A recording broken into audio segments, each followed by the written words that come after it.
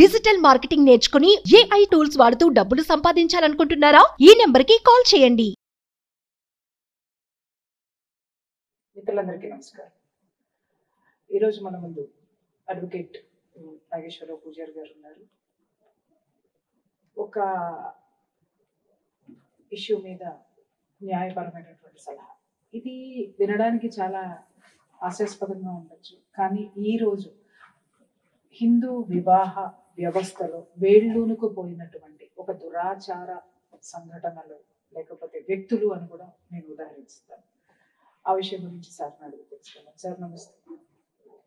Sir, ఎన్నో విషయాలు ఎంతో కాలంగా మనం చర్చిస్తున్నాం. డివోర్స్కి ఎందుకు వెళ్తారు, వివాహ వ్యవస్థ ఎందుకు బద్దలైపోతుంది, ఎందుకు విడాకులకి దారి తీస్తుంది, ఆ బంధంలో జరుగుతున్నటువంటి సంఘర్షణలో భార్యాభర్తలు ఇద్దరు మాత్రమే అవగాహన రాహిత్యంతో కానివ్వండి, లేకపోతే సెల్ఫిష్ నేచర్తో కానివ్వండి, లేకపోతే అహంభావంతో కానివ్వండి, ఇలా ఎన్నో రకాలుగా వాళ్ళిద్దరు తప్పులు మనం ఎంచుతున్నాం.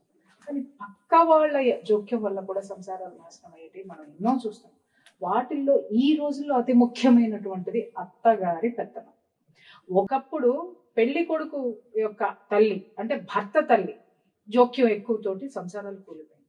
బట్ నవ్వే డేస్ లో అంతకంటే ఎక్కువగా, అవి లేవని నేను అన్నాను, ఉన్నాయి, అంతకంటే ఎక్కువగా ఆడపిల్ల తల్లి జోక్యంతో సంసారాలు, నిజంగా చెప్తున్నాను కదా, ఆడపిల్లల అమాయకత్వంతో కూల్చుకుంటున్నారో అర్థం కావట్లేదు, లేదా అవగాహన రాహిత్యంతో కూల్చుకుంటున్నారో అర్థం కావట్లేదు. ఇలాంటివి నా దగ్గరికి కోకొల్లలుగా కేసులు కుప్పలు తెప్పలుగా వస్తుంది. సో వీటి మీద అసలు చాలా మంది అడిగేటటువంటి ప్రశ్న ఏంటంటే, డివోర్స్ అడగడం లేదు మగవాళ్ళు. వాళ్ళు ఏమడుగుతున్నారంటే, అమ్మాయి తల్లి జోక్యం లేకుండా చేసుకోవడానికి మాకేమైనా మార్గాలు ఉన్నాయా అని అడుగుతున్నారు. సో ఇప్పుడు చెప్పండి సార్, ఈ విషయం మీద చెప్పండి. ఇలా అత్తగారి పెత్తనంతో సంసారాలు నాశనం అవుతుంటే, వాళ్ళు అత్తగారు లేకపోతే మాట వినేటటువంటి ఆడవాళ్ళు ఉన్నారు, భార్యలు ఉన్నారు. వాళ్ళని కాపాడుకోవడం కోసం చట్టంలో ఏమైనా వెసులుబాటు ఉందా? ఇప్పుడు జనరల్గా ఏంటంటే, ఇప్పుడు డైవోర్స్ కి ప్రధాన కారణం ఏంటంటే, మనం ఖచ్చితంగా చెప్పాలంటే యాంగ్జైటీ అండ్ టెక్నాలజీ.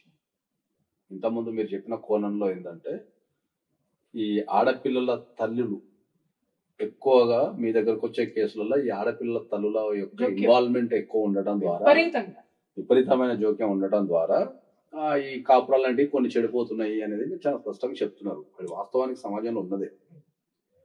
ఎందుకు ఉన్నది అంటే ఏంటంటే, మనం ఇంతకుముందు మాట్లాడినట్టు ఏంటంటే, ఇంతకుముందు అనేది టెక్నాలజీ అనేది లేకపోవడం ద్వారా ఒక్కసారి ఒక ఆడపిల్లని పెళ్లి చేసి ఒక ఇంటికి పంపిస్తే ఇక అక్కడున్న పరిస్థితులకు అనుగుణంగా ఆడపిల్ల మారుతుండే. ఓకే, ఎందుకంటే అప్పుడు మార్చుకోవాల్సిన పరిస్థితి ఏర్పడుతుండే. ఎందుకంటే అప్పుడు పిలిస్తే అమ్మ గాని నాన్న గాని వచ్చే పరిస్థితి ఉండదు కాబట్టి వాళ్ళు బ్యాలెన్స్ చేస్తుండే సిచ్యువేషన్ ని. అక్కడ ఉన్న సిచ్యువేషన్ ని ఏదన్నా జరిగినప్పుడు వాళ్ళు బ్యాలెన్స్ చేస్తుండే. సో దానివల్ల ఏమైతుందంటే, వాళ్ళకు ఒక ఓర్పు, సహనము, ఒక మాట్లాడే విధానము, మర్యాద, ఇవన్నీ వస్తుండే వాళ్ళకు.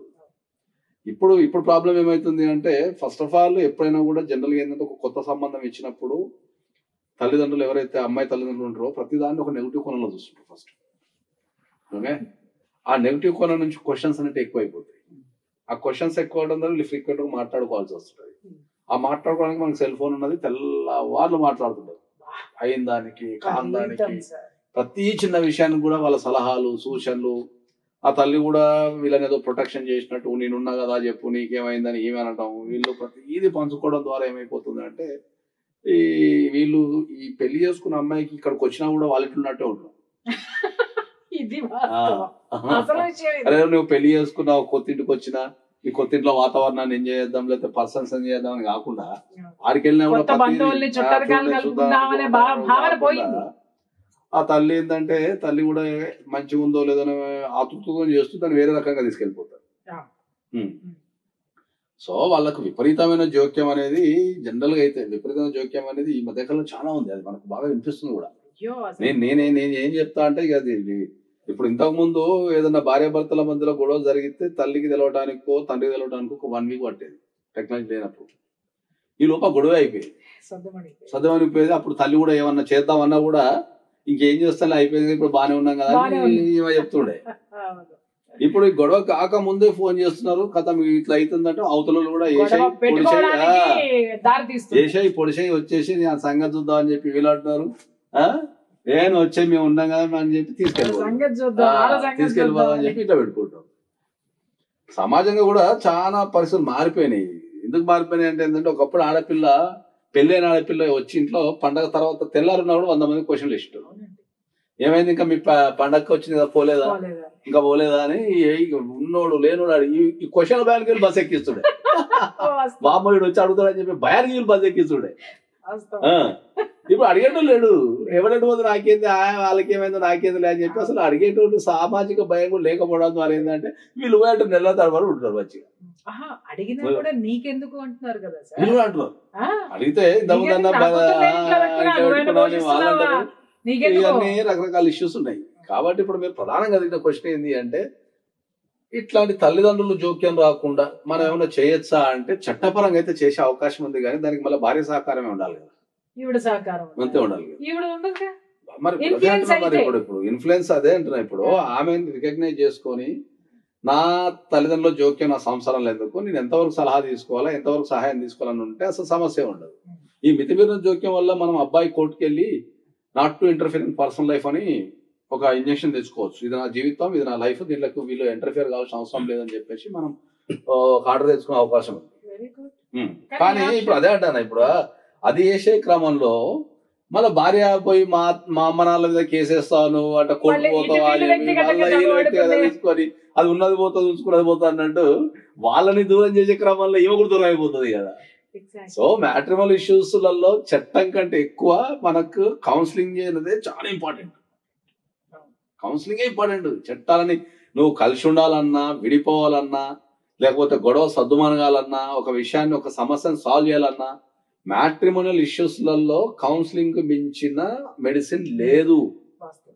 కౌన్సిలింగే మెడిసిన్ దానికి. అది శాశ్వత పరిష్కారం. కౌన్సిలింగ్ అనేది శాశ్వత పరిష్కారం. మెడిసిన్ మంచి బెస్ట్ మెడిసిన్. ఇక్కడ ఒక్క విషయం సార్ మనం ప్రస్తావించుకోవాల్సింది ఏంటంటే, మీరు ఇప్పుడు బంధువుల్లో కానివ్వండి, కుటుంబ సభ్యుల్లో కానివ్వండి కౌన్సిలింగ్ ఇచ్చినా పట్టించుకోవట్లేదు, ఇచ్చేవాళ్ళు కూడా లేరు. అసలు కౌన్సిలింగ్ ఇచ్చినా పట్టించుకోవడం లేదు అనటం కంటే అసలు కౌన్సిలింగ్ వ్యవస్థ అనేది మాయమైపోయింది కుటుంబాలలో అని చెప్తున్నాము. అది ఎందుకంటే ఎవరి వాళ్ళ కౌన్సిలింగ్, జనరల్ ఎవరి వాళ్ళ కౌన్సిలింగ్ తల్లిదండ్రులు తల్లిదండ్రులకే కౌన్సిలింగ్ ఇవ్వాల్సి వస్తే వాళ్ళ పెద్దవాళ్ళు ఇచ్చేవాళ్ళు. కౌన్సిలింగ్ అనేది జనరల్ గా కుటుంబంలోనే పెద్దలు. ఇప్పుడు మా కుటుంబం ఉందనుకో, జనరల్ గా మా అమ్మ నాన్న లేకపోతే మా తాతో మా నాయనమ్మనో అమ్మమ్మనో వేయాలి.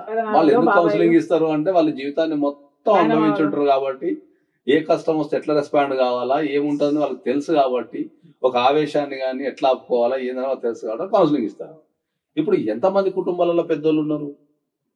అదేంటి సార్ ఎంతమంది పెద్దోళ్ళు చెప్పండి. చెప్పే పెద్దోళ్ళు లేరు. చెప్పే పెద్దలు అసలు పెద్దోళ్ళే లేరు. పెద్దోళ్ళే లేరు.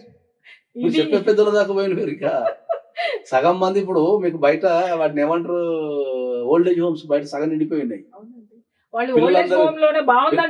పిల్లలందరూ మైగ్రేట్ అయి వెళ్ళిపోతున్నారు. ఓకే, ఒక దగ్గర ఉండే సిస్టమ్ ఏడుంది అంటున్నా. చదువుల కోసమో లేకపోతే కెరీర్ కోసమో ప్రొఫెషన్ కోసమో మైగ్రేట్ అయిపోతున్నారు. ఓకే, ఇప్పుడు ఎట్లయిపోయిందంటే పిల్లలంతా ఒక సైడ్ అయిపోయారు, పెద్దలంతా ఒక సైడ్ అయిపోయారు. ఇప్పుడు పిల్లలకి పెద్దలకు ఉన్న అనుబంధం ఎక్కడుంది అంటున్నాను. సో అది చెప్పేవాళ్ళు లేరు. అంటే వాళ్ళు ఒక దగ్గర కలిసి ఉండలేనప్పుడు ఈ కౌన్సిలింగ్ అనేది జరగడం లేదు. కుటుంబాన్ని మించిన కౌన్సిలింగ్ వ్యవస్థ ఎక్కడ లేదు అసలు ఈ ప్రపంచం. కుటుంబాన్ని మించిన కౌన్సిలింగ్ లేదు. ఎప్పుడైతే కుటుంబాన్ని మించిన కౌన్సిలింగ్ వ్యవస్థ ఖరాబ్ అయిపోయిందో మనం సమాజంలో ఉన్న కౌన్సిలర్ల మీద మనం బర్డెన్ పెట్టాల్సి వస్తుంది. ఇది కరెక్ట్.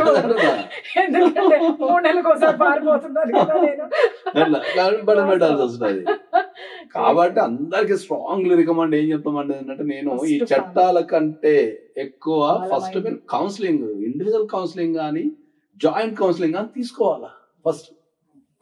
దానివల్ల మనం ఏం చెప్తాం, కౌన్సిలింగ్ లో వాళ్ళకి సలహాలు ఇస్తాం, సూచనలు ఇస్తాం, వాళ్ళ కాపురాలు నిలబెడతానికి ట్రై చేస్తాం, వాళ్ళకి ఎక్స్ప్లెయిన్ చేస్తాం, ఉన్న ఎక్స్పీరియన్స్ అన్ని చేస్తాం. సరే, ఎందుకని వాళ్ళ వివాహ వ్యవస్థ మీద పిల్లలకు అవగాహన లేదంటే ఒప్పుకున్నాం సార్, కానీ పెద్దవాళ్ళు కూడా పిల్లలకు అవగాహన లేదు కాదు. అసలు పిల్లలు వివాహ వ్యవస్థ అంటే ఇప్పుడు లేటెస్ట్ జనరేషన్ 20s ఉన్న వాళ్ళు పిల్లలకు వివాహ వ్యవస్థ వివాహం అంటే వాళ్ళకి బోర్ కొడుతున్నది. ఫస్ట్ ఆఫ్ ఆల్ వీళ్ళకి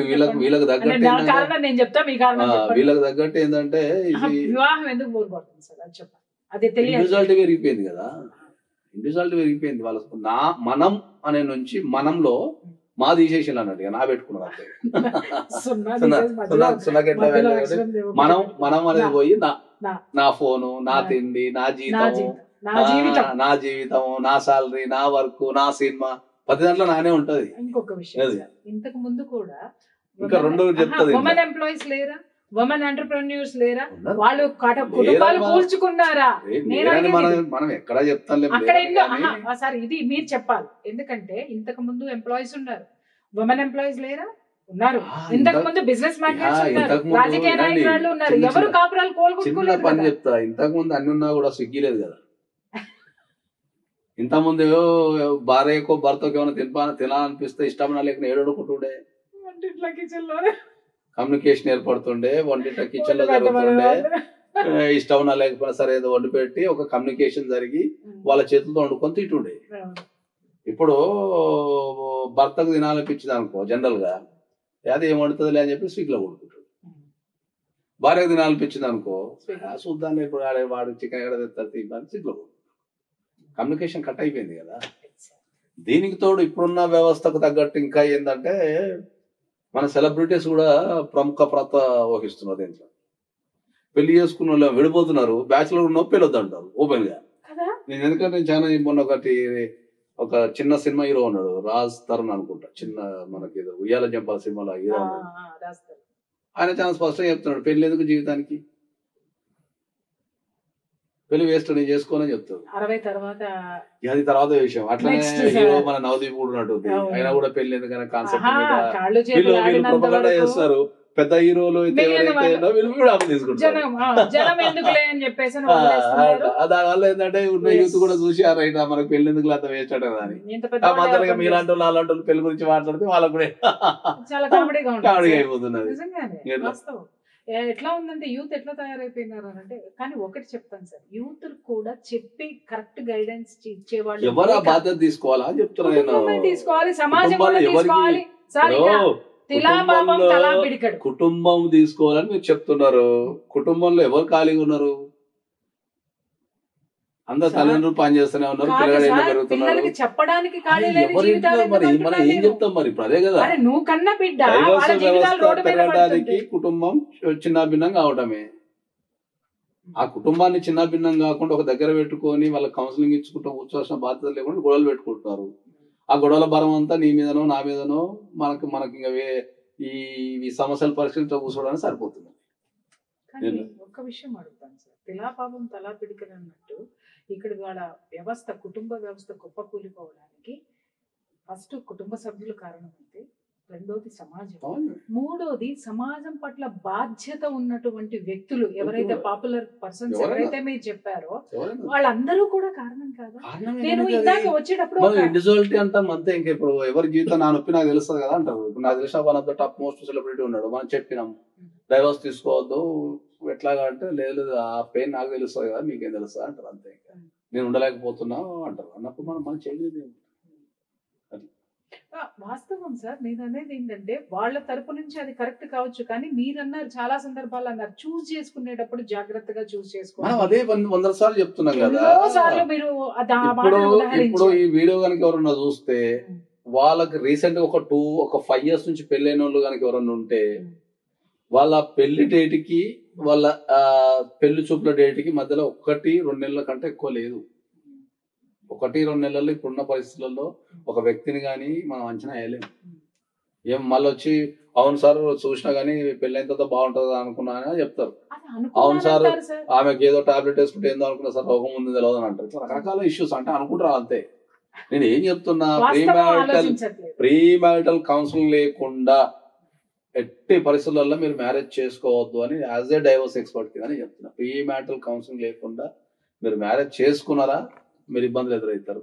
మీరు సొసైటీలో ఉన్న టాప్ మోస్ట్ పర్సన్ దగ్గరికి వెళ్ళి, అంటే ఈ కౌన్సిలింగ్ చేసే దగ్గరికి వెళ్ళి మీరు ప్రీ మ్యారిటల్ కౌన్సిలింగ్ కంపల్సరీ తీసుకోండి. ఏమవుతుంది మీకు, ఏమవుతుంది చెప్పు, ఒక గంట మీరు కేటాయిస్తారేమో. మీరు జీవితాంతం పెళ్లి చేసుకుని ఒక అమ్మాయితో ఉండాలనుకున్నప్పుడు ఒక గంట 2 గంటలు చేసుకుంటారు. కానీ ప్రీ మ్యారిటల్ కౌన్సిలింగ్ దగ్గరికి వెళ్ళి మ్యారేజ్ చేసుకోవాలన్నా చేసుకోవద్దా, కండిషన్స్ ఏమున్నాయి, చెకింగ్స్ ఏమున్నాయి, ఏం బ్యాలెన్స్ చేయాలని చూసుకోవాలి కదా అని చెప్తాను నేను. అంటే దీన్ని బట్టి చూస్తే కుటుంబంతో పాటు యువత కూడా బాధ్యత రాహిత్యంగా ఉన్నారు అనిపించదు. ఉంటారు. యథా తదా యథా యథా రాజ యథా తదా ప్రజ, యథా తదా కుటుంబం యథా పెద్దలు తదా పిల్లలు. ఎట్లా అన్నట్టు అంతే ఉంటుంది. కాబట్టి మనం అందరికి స్ట్రాంగ్ ఏంటంటే కేసులు చట్టంలో ప్రతి దానికి ఒక ప్రొవిజన్ ఉంది. అట్లా అని చెప్పి మనం ప్రతిదీ చట్టం మీద ఆధారపడి చేయలేము. ఓకే, కుటుంబం యొక్క బాధ్యత ఎప్పుడైనా ఉంది. కూడా మ్యాట్రిమోనియస్ వచ్చారు అత్యధిక ప్రాధాన్యత ఎవరైనా ఒక ఇద్దరు వ్యక్తులకు పడటం లేదు, కలిసి జీవించలేకపోతున్నారు అంటే ప్రధానంగా వాళ్ళు చేయాల్సింది కౌన్సిలర్ ని ఆశ్రయించేసి అక్కడి నుంచి సలహాలు తీసుకోవటమే. కుటుంబాల సభ్యుల మీద ఒకరి కేసులు వేసుకుంటా పోతే అది ఇంకా పెద్దగా అయిపోయి అది ఇంకా అది అయిపోతుంది. కాబట్టి మనం ఏం చెప్తామంటే ఏంటంటే ఎవరి జోక్యం ఉన్నా కూడా ఫస్ట్ వాళ్ళ పరిధి మీద ప్రవర్తించాలా. కుటుంబాన్ని నిలబెడటానికి వీళ్ళు కొంచెం తగ్గి కూడా ఉండాలి అవసరం అయితే. ఇక తగ్గిలేని పరిస్థితులు ఏంటంటే ఇక మళ్ళీ కోర్టుకు రావాల్సి వస్తుంది. అది ఒకటి. రెండోది ఏంటంటే చట్టంలో మనం వేసుకుంటా పోతే కేసు పెట్టుకుంటా పోతాయి. కాబట్టి అందరికి నేను చెప్పేది ఏంటంటే పెళ్లి చేసుకోవాలి అనుకుంటే ప్రీ మ్యారిటల్ కౌన్సిలింగ్కి వెళ్ళండి.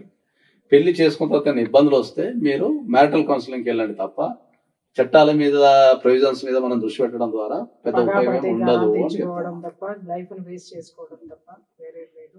నిజంగా గ్రేట్ వర్డ్స్ అండి మీరు చెప్పినాయి. మిత్రులారా చూశారు కదా ఎంత చక్కటి డిస్కషన్ ఈ రోజు జరిగిందో మీరు చూశారు. ఎందుకనంటే స్పష్టంగా చెప్తున్నారు కుటుంబ వ్యవస్థ బలంగా ఉండాలి, సామాజిక బాధ్యత ఉండాలి, సమాజంలో ఉన్నటువంటి పెద్దవాళ్ళకి పెద్దలను పిలువబడే సెలబ్రిటీలకు కూడా కొన్ని బాధ్యతలు ఉంటాయి. ఈ దేశం యొక్క సంస్కృతిని కుటుంబ వ్యవస్థని కాపాడాల్సినటువంటి బాధ్యత కూడా మీ మీద ఉంది. నాట్ ఓన్లీ సెలబ్రిటీస్, ఇంకా చాలా మంది ఉన్నారు, పెద్దలు ఉన్నారు, వాళ్ళందరి మీద కూడా ఇది ఉంది. ప్రతి ఒక్కళ్ళు భగవంతుడిని చేరుకోవడం ఎలా అన్నారు, ఆ చేరుకునేటటువంటి ఆ యొక్క మార్గంలో కుటుంబం ఉంది. దాని గురించి కూడా పెద్దలు మాట్లాడాలని కోరుకుంటూ థ్యాంక్ యూ సో మచ్.